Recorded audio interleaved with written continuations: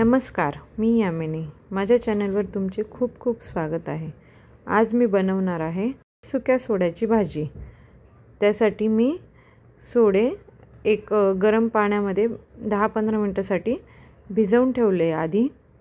त्यानंतर आपण कढईत तेल गरम करून बारीक चिरलेला कांदा घालायचा आहे. एक मोठ्या साईजचा कांदा घेतला आहे मी आणि तो मस्त गोल्डन ब्राऊन असा फ्राय झाल्यानंतर त्यात घालायचं आहे लसूण. आणि लसूण पण थोडा फ्राय होऊ द्यायचा आहे, त्याचा फ्लेवर येईपर्यंत. आणि त्यानंतर आपण त्यात घालणार आहोत बारीक चिरलेला टोमॅटो पण साधारणतः एक मोठा टोमॅटो घेतला होता मी आणि तो त्यात बारीक कट करून घातला आहे.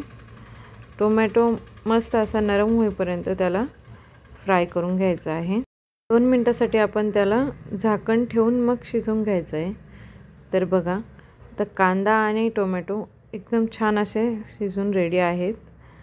आणि त्यात आपण आता मसाले ॲड करणार आहोत. टाकली आहे हळद, त्यानंतर लाल मिरची पावडर, त्यानंतर किचन किंग मसाला आणि थोडा गरम मसाला टाकला आहे. आणि बघा, तुम्हाला जर जास्त तिखट हवं असेल तर तुम्ही तुमच्या पद्धतीने मसाले ॲड करू शकता.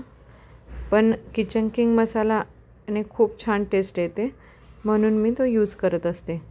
आणि आता आपण भिजू घातलेले जे सोडे होते ते ॲड करणार आहोत.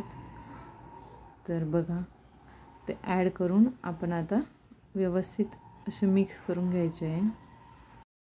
छान असं ते मिक्स करून घ्यायचं आहे. आणि त्यात वरून मीठ टाकून कोथिंबीर पण ॲड करायची आहे.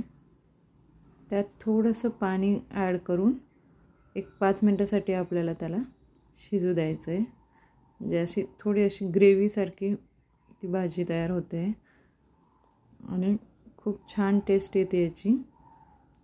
तर बघा, आता छान अशी त्याला 5 मिनटं झाकण ठेवून शिजवून घ्यायचं आहे.